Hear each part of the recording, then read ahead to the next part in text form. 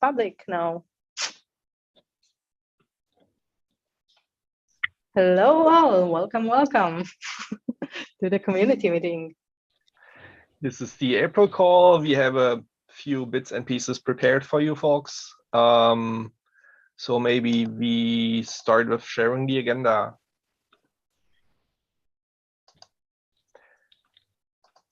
Do you want to share, Daniel, or should I share?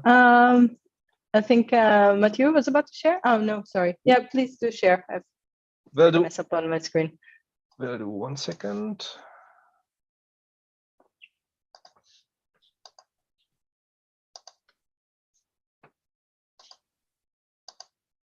Here we go.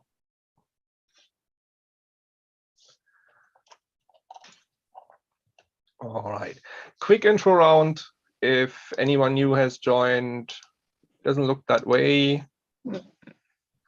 Okay. Oh yes, we have Benjamin actually. Oh. Hey Benjamin, I didn't see you because I only see folks that have video on when I'm sharing my screen. Sorry, Benjamin, would you please give us a quick intro? Sure. Hey, I'm Benjamin Gilbert. I work at Red Hat on Ignition and Butane and some other stuff like that. Nice, and we have a spotlight later on our upstream work and your great work. So looking forward to that. All right. So the other we have Tony as well. We have. Oh no. Hey Tony, you wanna? Hey. Sure. Yeah. No. I am just a fly on the wall this week. My name's Tony Gosselin. I am an engineer over at Adobe. We are a consumer of Flatcar, big fans, and we are looking to be more on the front end of the release schedule. So I'm here to see what's coming up. Cool. Yeah, we have something for you later on. Then I guess release planning is always a part of this community call. And thanks for joining. Actually, you've been providing very valuable feedback in the last weeks and months. I'm always happy to have you. All right. Thanks. You're welcome. All right. So that's the hello round. Just making sure I don't forget anyone else. Oh, that seems to be it. All right. Thanks for saying hi. We have a number of news items. First, we have a bunch of releases that went out last week. More on that in the release planning part later on. The most important part, or at least a major news item, is that kernel 5.15, and basically the current LTS kernel, has gone stable and is available through the stable channel now. And the next news item, which is in preparation, so it's not available yet, but we're looking into that. We're working on a new LTS release, and formerly LTS was only available to subscription customers. Since we were acquired by Microsoft, we're now able to publish LTS as a community release, so everybody will benefit on that. Users of the old LTS will remain on the old LTS, so it takes a conscious step to switch your instances to the new LTS. And if you want to start using the new LTS, I think we'll have more details for you in the May community call when we're done and that's actually published. All right, so that's for the news. Let's switch to spotlights. I'll stop sharing my screen and you folks can have your full attention, and we'll start with the Ignition, Afterburn, and Butane work. Yes, thanks Tito for the introduction. So recently in the latest alpha and beta, we upgraded Ignition. So we're now able to support Ignition v3 and Ignition v2 configuration. So this is really cool. It was a long time we were still on the v2 version. So now we support both versions. And we also added the ability to generate Ignition v3 using Butane. So it's like a Container Linux config transpiler, but I will let Benjamin introduce this tool. And thanks for joining, Benjamin. Sure, happy to. Yeah, so Butane. This was built as a successor to CT, and it has the same goals. And then we also based some changes on our experience with CT, some things that we wanted to fix. So just as a reminder, goals that we inherited from CT, we want to provide a human-friendly syntax as a front end to Ignition, right? Ignition is JSON. It's a little hard to handwrite. It's possible, but we don't recommend it. So we provide a YAML version of that syntax, first of all. Then we provide additional validation services. So ideally, if you write a config and there's something wrong with it, you wouldn't have to actually boot a machine with it to see that it didn't work. To the extent possible, it would be nice to validate that config before putting it in user data somewhere. And CT and now Butane have the ability to have those validations. And then the last thing is sugar. Ignition is designed as a fairly low-level thing. You can write files, you can write services, you can format file systems. But users, of course, often want to do semantically higher level operations, configure this service. We have sugar in Butane that lets you configure RAID on the Fedora Core S and RHEL Core S side, configure boot disk RAID for your system with a fairly small amount of syntax. So what that is just higher level syntax that's for this service, configure this option. We call that sugar. In addition, as I said, we wanted to fix a couple things from CT. And one of those, the big one, is that if you look at a container Linux config, you can't really tell what version of CT it's intended to be run with. You have to recognize certain config fields that were added in this particular version of CT, that kind of thing. And that wasn't ideal. I think we had a recommendation at one point that you check the CT binary into your version control system. It just didn't work that well.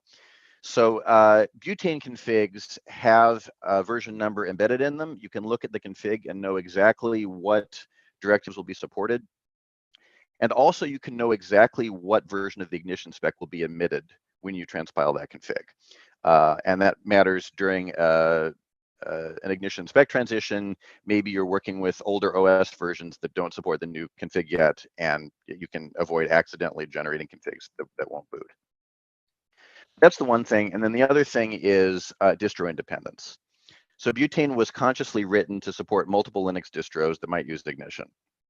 There's a subclass hierarchy essentially. So in addition to config version, you write what we call the variant. So variants right now might be FCOS, OpenShift, and we just merged a Flatcar variant. And it's a variant version pair. So each variant is independently versioned. It inherits from a particular base, which is generic support for Ignition configs of a particular spec.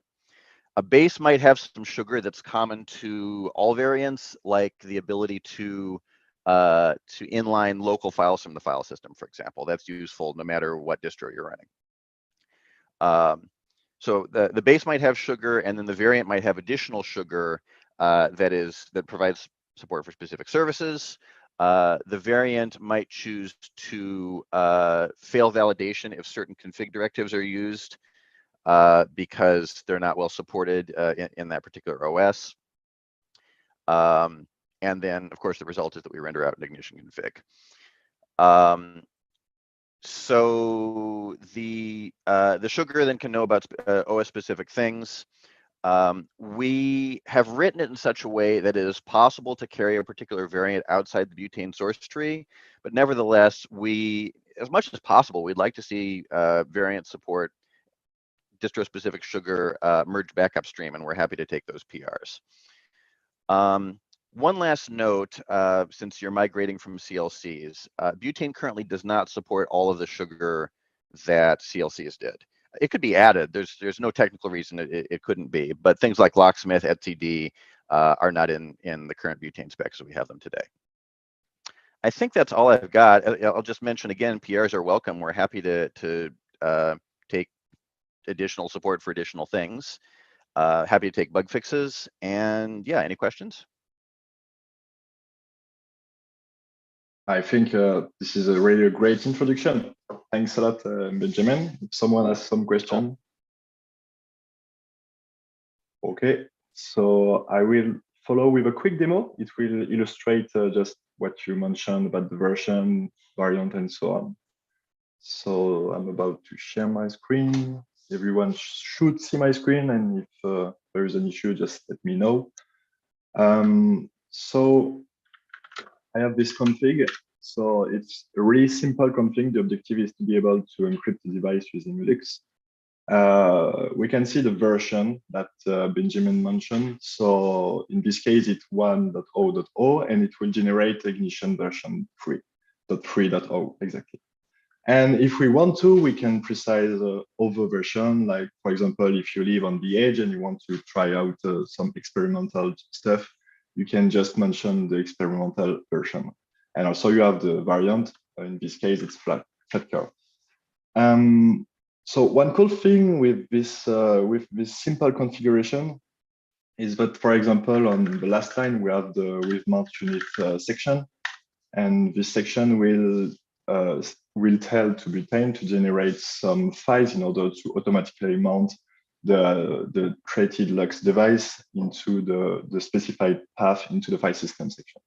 So this is very interesting because you try to keep your configuration simple, and Butane try to take care of the rest. So if I generate my ignition, I can see in my file that there is a systemd unit that has been auto-generated by Butane. So this is the one I mentioned earlier. It's about to mount things in the right place. And now we can easily boot a Flatcar instance and to see that it works correctly. So the instance is already booted. I'm just about to SSH into, and we can check quickly that the BD4 is currently encrypted with Lux, and we have the X4 file system type created on the data, and it's been mounted on valid data. So it works as expected. And if we check I'm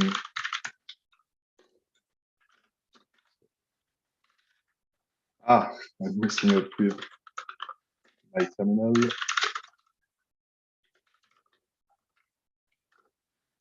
Check the valid data.mount. This is the one generated by Butane. So everything works as expected. And if you check the configuration that I shown earlier, we can see that I didn't supply any key file. So it's on purpose, and ignition is about to generate by itself ignition Lux key, and it's about to save it into that file. So this is quite cool because, as I said, you can keep things really simple, but of course you can supply your own key if you want to, and it will be served by HTTP, HTTPS server, or S3 or whatever you want. And also it will generate this script tab configuration. So every time you will reboot the instance, it will work as expected. So yeah, that's it for this topic. If you have a question now. And if no, we can pass to the next section.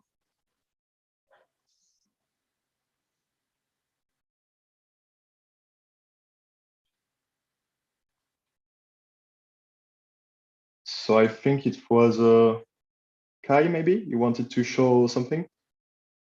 Not really sure. It's just a short notice that we have support for systemd Sysex images in beta and alpha now. So for those that are bringing binaries to the machines without resorting to container images, we now have something that allows you to extend the /user directory or hierarchy through an overlay. And this perfectly fits, for example, the use case of custom Docker or containerd as well. And therefore, we will deprecate talks.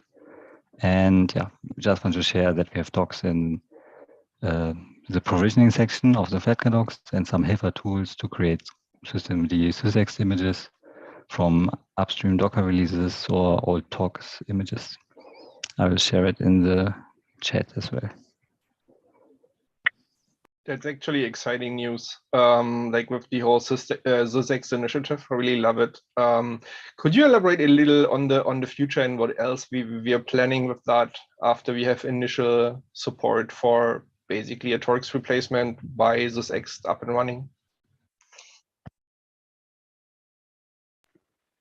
Yeah, so it's not yet implemented, but the idea is that, for example, Docker would be still shipped on like this Flatcar, but as a enabled system, the Sysex images is enabled by default. So that allows you to easily disable it if you don't need it because you have your own Docker version you want to provision. And later on, yeah, or maybe you don't want to use Docker at all, or you have something else to use as a container runtime.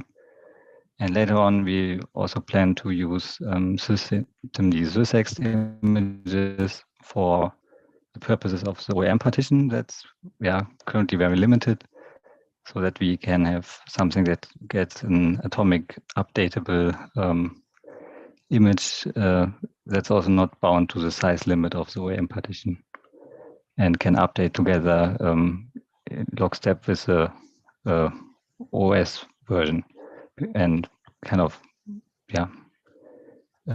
be covered by this AB update as well.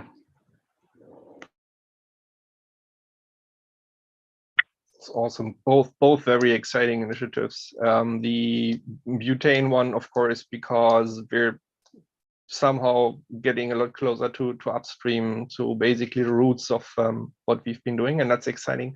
And the Sysex stuff, just because I find the whole technology very amazing. All right, last bullet point on the agenda before we go to the release planning is our new board for coordinating work in the project. And this is where I share my screen again. Here we go. So we're making use.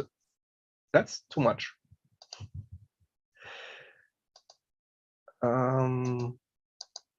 Yes, please, only one window. Oh, that's better. Okay, so we're making use of the new GitHub Projects 2.0 boards, which are currently in beta and iteratively extended with new features. And that allows you to have multiple views on a set of issues. And since the issues in our main Flatcar project have become quite a lot, so we're doing long-term planning, short-term planning, bug tracking, and even events planning with those issues. It actually pays to have different views on things. So that's the tactical board. That's just what the team's up.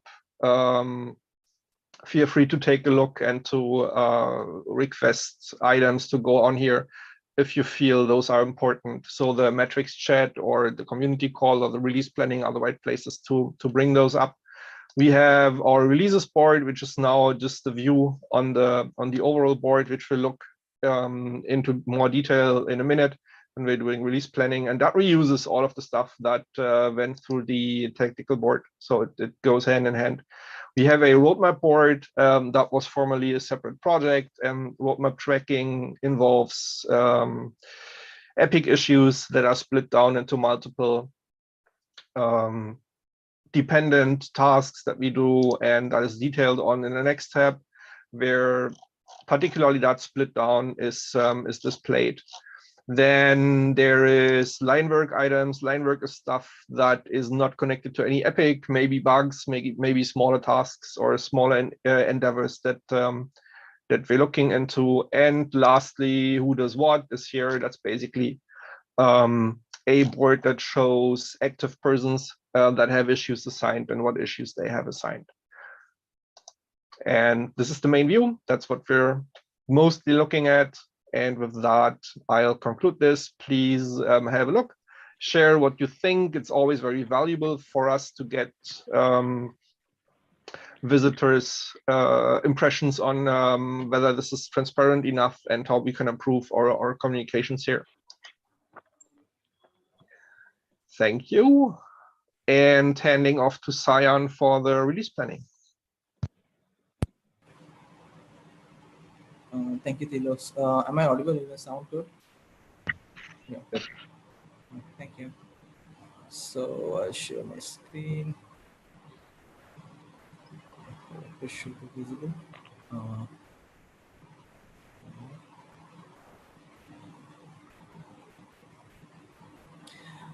Yeah, as Thilo mentioned, like we have moved to a newer board. So releases, we have already deprecated the older release board, and we going forward we would be using the this tactical release planning, the GitHub boards.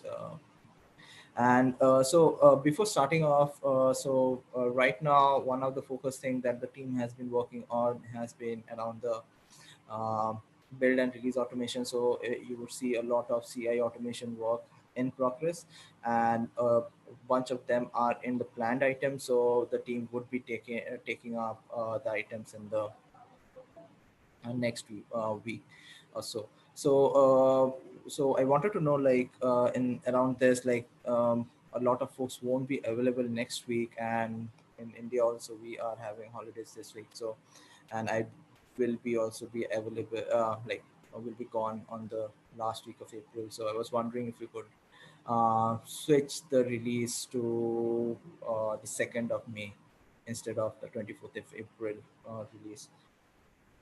How does that sound? Yeah, that makes sense. Sounds good. Okay, yeah, so in that case, I'll move this here. This should come. So 7. And so Kai, we would be doing the 2022 LTS release on the 5th of May. That sounds good, right?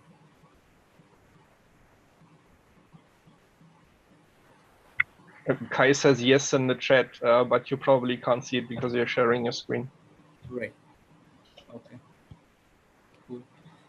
So keeping it as a light week, so I know Dongsu will be gone next week. Yeah, I guess. So he has been working on the Levi Kai stuffs, and probably next week I'll continue with picking up from the focus item, which is the CI automation stuff.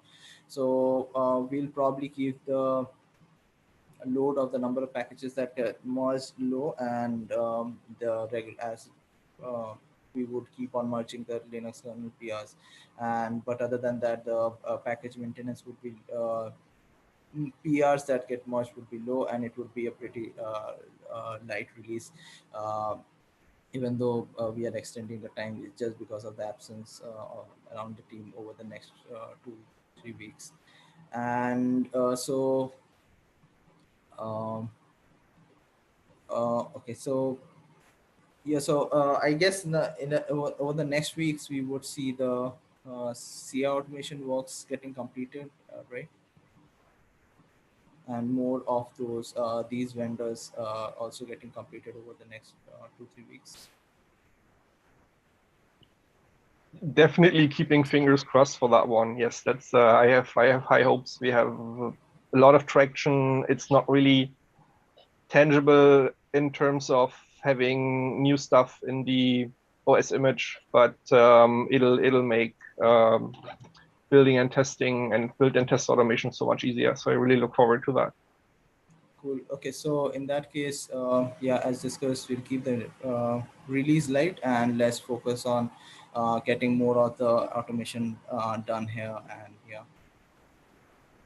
anything else that you would like to add here? Anything that you folks have been working on which is not getting tracked? I have something. It's related to some of the pro elements of Flatcar that recently made their way to the beta channel. Right. So the NVIDIA driver bring up on boot.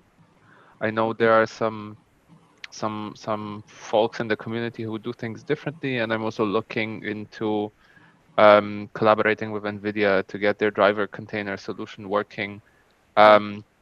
If anyone wants to collab on that or has any suggestions for or experiences on how this could be improved, then reach out and we'll see what we can do together. Sure. Yeah, thanks, Jeremy. So we could probably even create an issue around that. It's been long that we walked around the whole NVIDIA thing, and it's good to have the work that you have been doing. Yeah. Cool. Anything else to add, or we can? I'll hand over to Philo.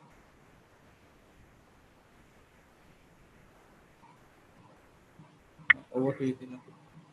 This of course also touches issues that you would like to raise or features you would like us to work on. So you could put stuff on our plate.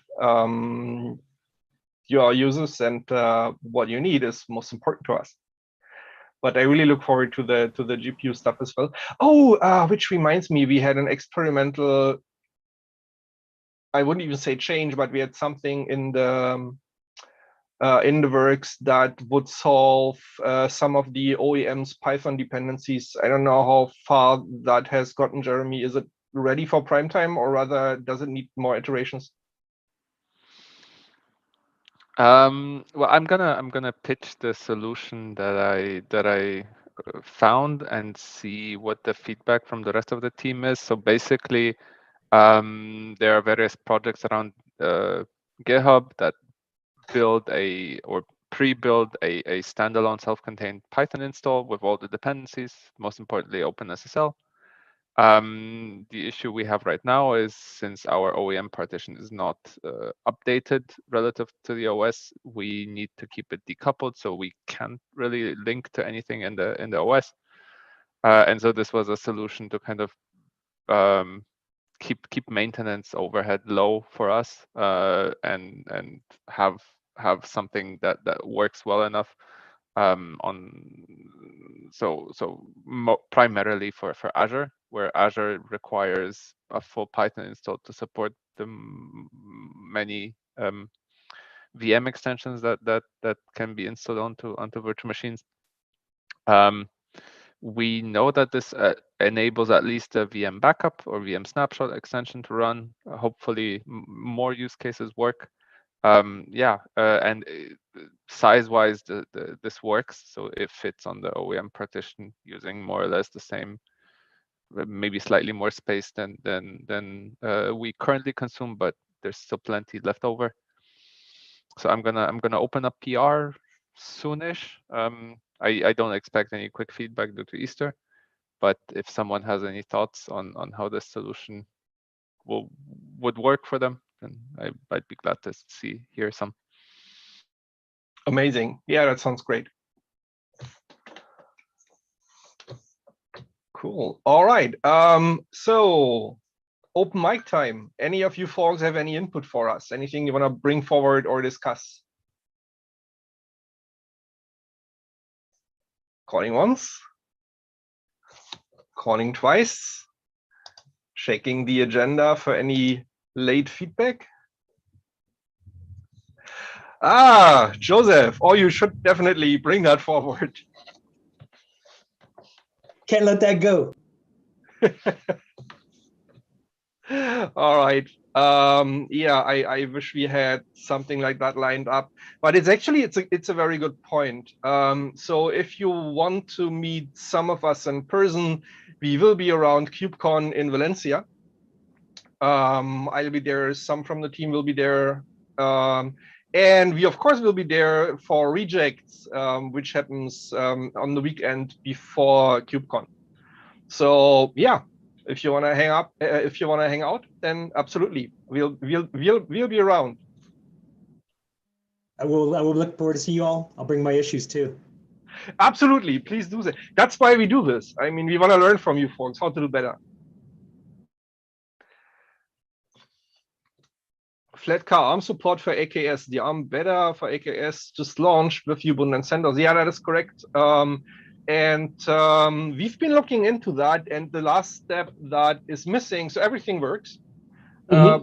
First things first. We even managed to improve some general operations of Flatcar on Azure in the process while onboarding there. the last step now is that we currently have a third-party marketplace offering pending, since Flatcar is a community-focused third-party OS that runs very well on all of the clouds. We have a third-party, not a first-party marketplace offering on Azure, and we're in discussion of onboarding that to the ARM64 offering on Azure. While we don't have any timeline or announcements yet, we have high hopes that Flatcar will soon be available on ARM64 on Azure. And I mean, the ARM64 team also has those expectations. That's why they called us out in their announcement. Just one thing to add, Thilo. You were talking about Flatcar ARM support for Azure general, right? Not AKS specifically. So AKS is out of scope, I think. That's AKS true. Sorry, only supports Ubuntu, I believe. I misread. We do have, yeah. That's probably the next step then. That's actually a good call out. Okay, no, that's good to know. Cool. That's one of the many things we've been pursuing on our end here. So I'll let the ARM folks know on our end that it's coming to Azure soon, and then AKS after that. Can I bug you, Tony, to set up to just file a feature request so we can track it in the project? That would be immensely valuable. Yeah, we'll do. Awesome. Okay, so, Thilo, just clarifying. So you're saying there's no support for AKS, and for us to make a feature or issue request for this? Yes, I'm actually unsure.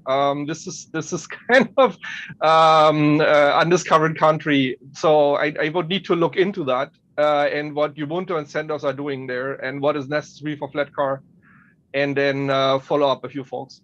I misread the chat statement, and I thought it was about general Azure. Okay, no, fair enough. I'm actually meeting with the broader Azure team as well, so I'll also bring it up with our counterparts who are working with us for our AKS migration. Joseph, what you may be interested in as well is our cluster API work, which we finished a couple of months ago, so that it's coming soon. We're upstreaming the pieces. We already upstream AWS cluster API support and cluster API support on Azure. We've developed and are pretty much just blocked on publishing. So that would be coming to ARM64 as well. Oh, very interesting, Jeremy, because like I was just talking to Lockie Evenson from Microsoft about just overall CapZ. So definitely would love to find out more about this. Yeah.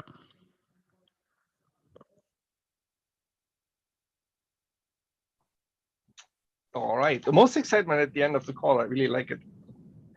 All right, folks. Anyone else? Any questions or feedback for us? This is what we're here for.